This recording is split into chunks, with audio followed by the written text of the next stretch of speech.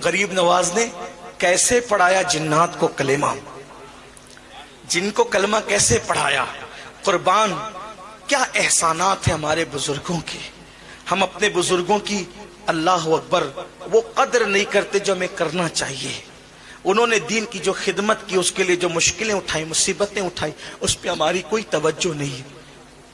ہوا یہ کہ رائے پتورا جس وقت اس نے دیکھا، چونکہ بانٹ رکھا تھا سماج کو خطوں میں، قبیلوں میں، زبان میں، علاقوں میں، عصبیت پہ بانٹ رکھا تھا۔ غریب نواز ایک کرنے آئے تھے، ایک کرنے۔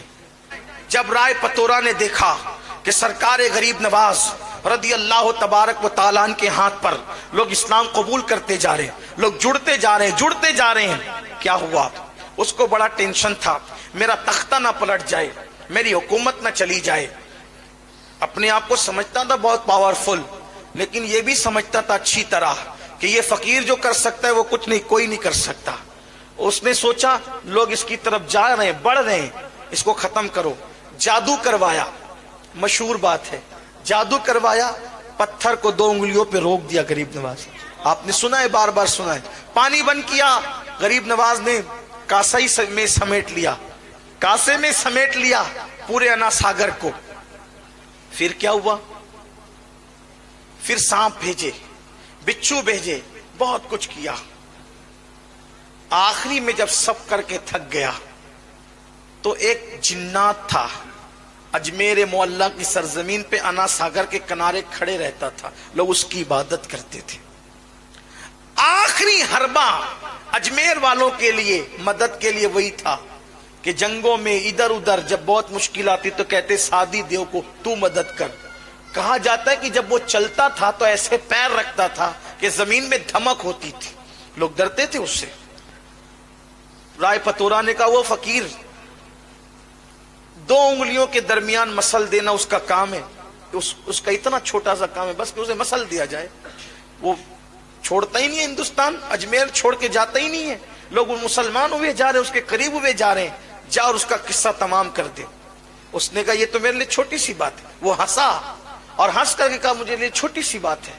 وہ جا کے غریب نواز کے سامنے کھڑا ہو گیا۔ ان دنوں غریب نواز کا قیام ایک درخت کے نیچے انا ساگر کے کنارے تھا۔ اس نے کہا اے فقیر، تو اجمیر اور ہندوستان چھوڑ اور چلا جائے یہاں سے۔ پیچھے اجمیر کے لوگ کھڑے تھے۔ یہ اجمیر اس لیے کہہ رہا ہوں کہ میں تاریخ بیان کر رہا ہوں، ورنہ جب بھی ہم غریب نواز کی نسبت سے شہر کا نام لیتے ہیں تو اجمیر معلیٰ اور اجمیر شریف کہتے ہیں۔ یہی ہمیں تعلیم دی گئی ہے، ہمیں حکم بھی ہے، ادب ہی ہمارا مسلک ہے، ادب ہمارا مذہب ہے۔ تو اس نے کہا کہ آپ اجمیر چھوڑ دیں، کیونکہ اس کی بات نقل ہو رہی ہے، اس نے جو کہا وہی کہوں گا، ورنہ اگر وہ یہ کہوں گا اجمیر شریف تو کہا اس نے کب کہہ دیا تھا اجمیر شریف؟ یہ بھی تو مسائل ہیں، یہ بھی مسئلہ ہے نا۔ تو اس لیے اس نے کہا چھوڑ دیں آپ اجمیر، ہندوستان چھوڑ دیں آپ۔ غریب نواز نے فرمایا میں ایسے چھوڑنے کا نہیں، ہندوستان ایسے چھوڑ کے نہیں جاؤں گا کیونکہ خود نہیں آیا ہوں۔ ہندوستان، اگر ہندوستان چھڑوانے کا خواب ہے سادی دیو، او سادی دیو، اگر تو چاہتا ہے کہ ہندوستان سے ہمیں نکالے تو غریب نواز کا جواب ہے میں خود نہیں آیا، مجھے مدینے کی سرکار نے بھیجا ہے۔ ایسے نہیں جاؤں گا، نہیں جاؤں گا ایسے، بلکہ مر کے بھی نہیں جاؤں گا۔ ہاں، مر کے بھی کوئی نہیں لے جا سکتا ہمیں۔ کیوں؟ اس لیے کہ یہ ہندوستان کا سینہ ہمارے لیے قدرت نے مخصوص کر دیا۔ غریب نواز آج بھی اس کے سینے میں آرام کر رہے جس سے اجمیر معلیٰ کہا جاتا ہے۔ رشک کی نظر سے دیکھتی ہے اس زمین کو اور زمینیں کہ اتنا بڑا مبلغ اعظم آرام کر رہا ہے، اور سینے میں، زمین کے سینے میں آرام کر رہا ہے، اس لیے کہ امانتیں سینے ہی میں دفن ہوتی ہیں، امانتیں سینوں میں دفن ہوتی ہے۔ ہم گھسپیٹیے لوگ نہیں ہیں، ہندوستان میں امانت ہے ہندوستان کی، ہم ہندوستان کی امانت ہیں، ہم نے دفن اس میں ہونا ہے۔ امانتیں دفن ہوتی ہے، باغی دفن نہیں ہوتے، غدار دفن نہیں ہوتے۔ اللہ اکبر، اگر نظام الدین یہاں دفن ہے تو بتایا جا رہا ہے کہ نظام الدین یہاں کے باغی کا نام نہیں، نظام الدین یہاں کی امانت کا نام ہے۔ قطب الدین اگر یہاں دفن ہے تو قطب الدین یہاں کے باغی اور لٹیرے کا نام نہیں، قطب الدین بختیار کاکی ہندوستان کی امانت کا نام ہے۔ یہ امانتیں ہندوستان کی، اور انشاءاللہ قیامت کے دن اسی زمین سے یہ امانتیں اٹھے گی۔ یہ اس زمین کی بھی امانت ہے اور ہمارے مذہب کی بھی امانت ہے۔ یہ اولیاء اللہ کے آستانے۔ اللہ اکبر۔ تو سرکار سلطان الہند غریب نواز نے کہا کہ میں ایسے نہیں جاؤں گا، تیرے کہنے سے نہیں، کہا پھر مرنے کے لیے تیار ہو جا، دھمکی دے رہا ہے، مار ڈالیں گے تمہیں۔ غریب نواز نے کہا ٹھیک ہے، ہمارا ایمان ہے مسلمانوں کا، اگر اللہ نے موت لکھی ہے تو تیرے مارے بغیر بھی ہم مریں گے، اگر موت لکھی ہے تو مر جائیں، اور نہیں اس نے موت لکھی ہے تو پوری دنیا کے لوگ جمع ہو جائیں مارنے کے لیے، ہمیں مار نہیں سکتے۔ زندگی اور موت کا فلسفہ یہی ہے، پوری دنیا کسی کو مارنے کے لیے جمع ہو جائے اور اللہ نے موت نہیں لکھی ہے، نہیں مار سکتے۔ تاریخ بھری پڑی ہے، تاریخ۔ نمرود مارنا چاہتا تھا ابراہیم علیہ السلام کو، پوری نمرودی پارٹی جمع تھی، آگ میں ڈال دیا، مار سکے۔ فرعون مارنا چاہتا تھا موسیٰ علیہ السلام کو، اللہ نے اس کے گھر میں پرورش کروائی۔ دیکھو تو صحیح، لیکن کوئی بنے تو صحیح مسلمان، کوئی آئے تو صحیح اسلام کی طرف، کوئی آئے تو صحیح قرآن کی طرف، کوئی آئے تو صحیح مذہب کی طرف، کوئی آئے تو صحیح مسلک کی طرف۔ اللہ اکبر۔ وہ یقین پختہ کرو، جس دن مسلمانوں اپنا یقین اللہ پر پختہ ہو گیا، اس دن مارنے والے پالنے پر مجبور ہوں گے، لیکن ہمیں اپنا یقین پختہ کرنا ہوگا۔ سرکار غریب نواز نے فرمایا تو نہیں مار سکتا مجھے، میرے اللہ نے اگر میری موت نہیں لکھی تو تو نہیں مار سکتا مجھے۔ اور پھر آپ نے اس پر ایک حملہ خود کیا، فرمایا کیوں نقصان اٹھاتا ہے، نقصان کیوں اٹھاتا ہے، تو بھی کلمہ پڑھ مسلمان ہو، فائدے میں رہے گا، تیری مراد پوری ہوگی، تیری تمنا پوری ہوگی۔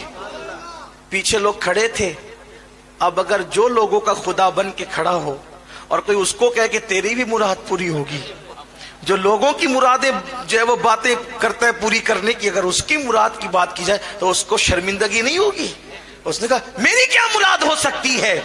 فرمایا بتاؤں؟